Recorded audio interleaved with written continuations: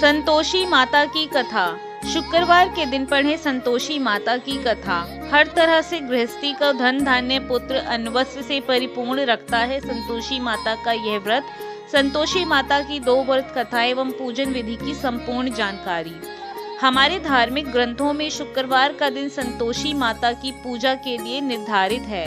अत्यंत ही सरल और आसानी से प्रसन्न होने वाली संतोषी माता का व्रत हर तरह से गृहस्थी को धन धान्य पुत्र अन्न वस्त्र से परिपूर्ण रखता है और माँ अपने भक्त को हर कष्ट से बचाती है। जब कोई भी संतोषी माता का व्रत करता है तो माना जाता है कि यह कथा पढ़े बिना संतोषी माता का यह व्रत अधूरा होता है। माँ संतोषी की पहली व्रत कथा। पौराणिक कथा के अनुसार एक बुढ़िया थी, उसका एक ही पुत्र था। बुढ़िया पुत्र के विवाह के बाद बहू से घर के सारे काम करवाती, परंतु उसे ठीक से खाना नहीं देती थी। यह सब लड़का देखता पर माँ से कुछ भी नहीं कह पाता। बहू दिन भर काम में लगी रहती, उपले थापती, रोटी रसोई करती, बर्तन साफ करती, कपड़े धोती और इसी में उसका सारा समय बीत जाता। काफी सोच समझकर एक दिन लड़का माँ से बोला, माँ मैं परदेश जा रहा हूँ। माँ को बेटे की बात सही लगी तथा उसे जाने की आज्ञा दे दी। इसके बाद वह अपनी पत्नी के पास जाकर बोला, मैं परदेश जा रहा हूँ, अपनी कुछ निशानी दे दो। बहू बोली, मेरे पास तो निशानी देने योग्य कुछ भी नहीं है। यह कहकर वह पति के चरणों में गिरकर रोने लगी। इससे पति के जूतों पर गोबर से सने हाथों से छाप बन गई। पुत्र के जाने के बाद सास के अत्याचार बहू पर और ज्यादा बढ़ते गए। एक दिन बहू दुखी होकर मंदिर चली गई। वहां उसने देखा कि बहुत सी स्त्रियां पूजा कर रही थी।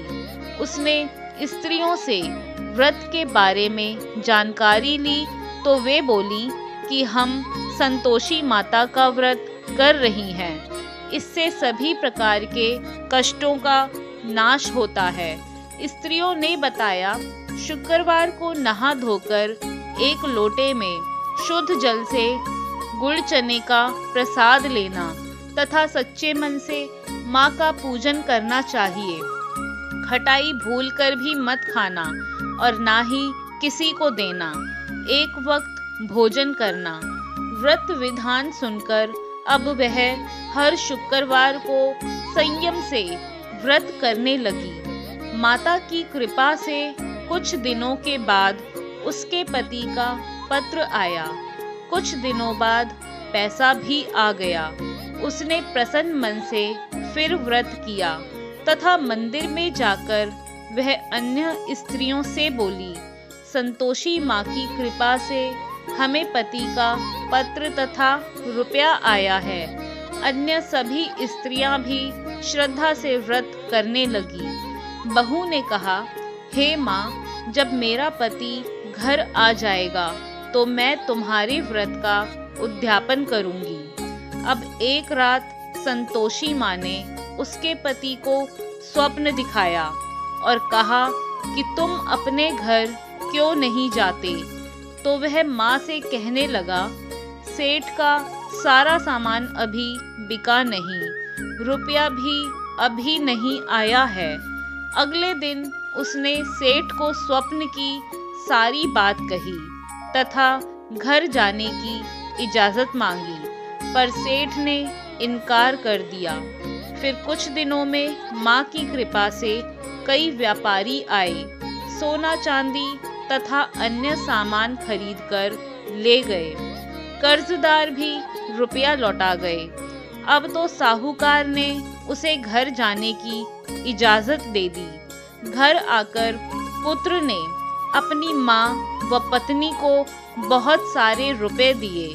पत्नी ने कहा कि मुझे संतोषी माता के व्रत का उद्यापन करना है। उसने सभी को न्योता दे उद्यापन की सारी तैयारी की। पड़ोस की एक स्त्री उसे सुखी देख ईर्ष्या करने लगी थी। उसने अपने बच्चों को सिखा दिया कि उद्यापन में तुम भोजन के समय खटाई जरूर मांगना। उद्यापन के समय खाना खाते खाते बच्चे खटाई के लिए मचल उठे तो बहू ने पैसा देकर उन्हें बहलाया। बच्चे दुकान से उन पैसों की इमली खटाई खरीदकर खाने लगे तो बहू पर माता ने कोप किया। राजा के दूत उसके पति को पकड़कर ले जाने लगे तो किसी ने बताया कि उद्यापन में बच्चों ने पैसों की इमली खटाई खाई है तो बहू ने पुनः व्रत के उद्यापन का संकल्प लिया। संकल्प के बाद वह मंदिर से निकली तो राह में पति आता दिखाई दिया। पति बोला, इतना धन जो कमाया है उसका कर राजा ने मांगा था। अगले शुक्रवार को उसने फिर विधिवत व्रत का उद्यापन किया। इससे संतोषी माँ प्रसन्न हुई। 9 महीने बाद बहू को चांद सा सुंदर पुत्र हुआ। अब सास, बहू तथा बेटा माँ की कृपा से आनंद से रहने लगे। माँ संतोषी की दूसरी व्रत कथा। बहुत समय पहले की बात है। एक बुढ़िया के 7 पुत्र थे। उनमें से 6 पुत्र कमाते थे और 1 पुत्र निकम्मा था।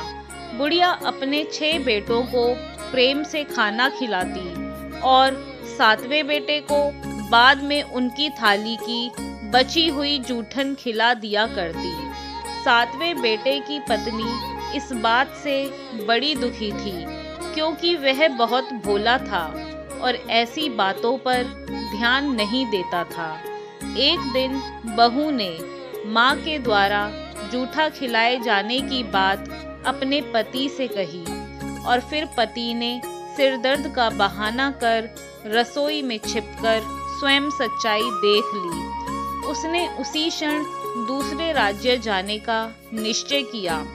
जब वह जाने लगा तो पत्नी ने उसकी निशानी मांगी। पत्नी को अंगूठी देकर वह चल पड़ा। दूसरे राज्य पहुंचते ही उसे एक सेठ की दुकान पर काम मिल गया और जल्दी ही उसने मेहनत से अपनी जगह बना ली। वहीं बेटे के घर से चले जाने पर सास ससुर बहू पर अत्याचार करने लगे। घर का सारा काम करवा के उसे लकड़ियां लाने जंगल भेज देते और आने पर भूसे की रोटी और नारियल के खोल में पानी रख देते। इस तरह अपार कष्ट में बहू के दिन कट रहे थे। एक दिन लकड़ियां लाते समय रास्ते में उसने कुछ महिलाओं को संतोषी माता की पूजा करते देखा और पूजा विधि पूछी। उनसे सुने अनुसार बहू ने भी कुछ लकड़ियां बेच दी और 1.25 रुपए का गुड़ चना लेकर संतोषी माता के मंदिर में जाकर संकल्प लिया। 2 शुक्रवार बीतते ही उसके पति का पत्र और पैसे दोनों आ गए। बहू ने मंदिर जाकर माता से फरियाद की कि उसके पति को वापस ला दे, उसको वरदान दे।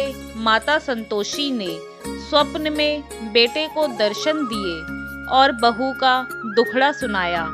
इसके साथ ही उसके काम को पूरा कर घर जाने का संकल्प कराया।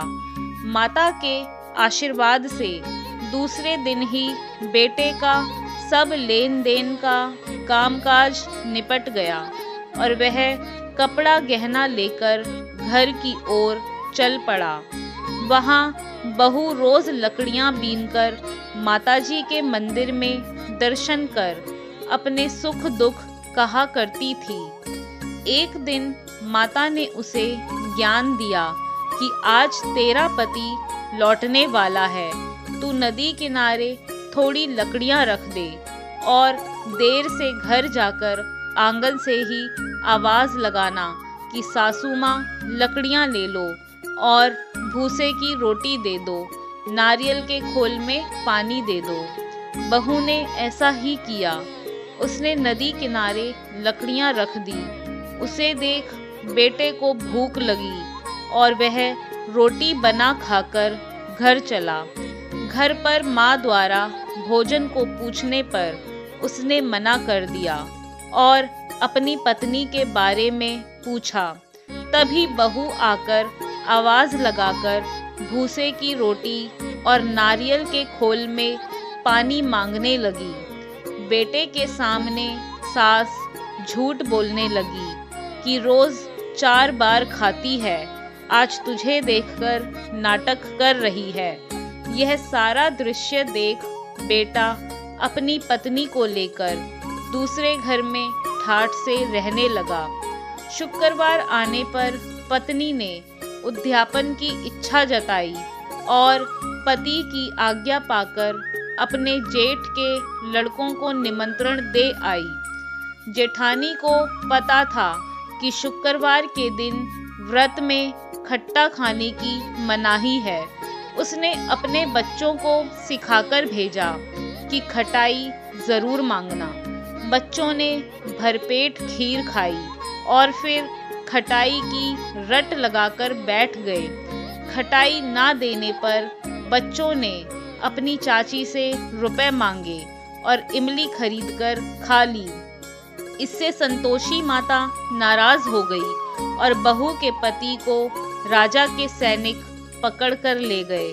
बहू ने मंदिर जाकर माफी मांगी और वापस उद्यापन का संकल्प लिया। तभी उसका पति राजा के यहाँ से छूटकर घर आ गया। अगले शुक्रवार को बहू ने ब्राह्मण के बच्चों को भोजन करने बुलाया और दक्षिणा में पैसे ना देकर उन्हें फल दिया। इससे संतोषी माता अत्यंत प्रसन्न हुई और बहू को जल्द ही एक सुंदर से पुत्र की प्राप्ति हुई। आशा करती हूँ दोस्तों संतोषी माता की यह कथा आपको पसंद आई होगी। वीडियो पसंद आई तो वीडियो को लाइक शेयर कमेंट करना ना भूलें और अगर आप हमारे YouTube चैनल पर पहली बार आए हैं तो हमारे चैनल को सब्सक्राइब करके बेल आइकन को भी प्रेस कर दें। धन्यवाद।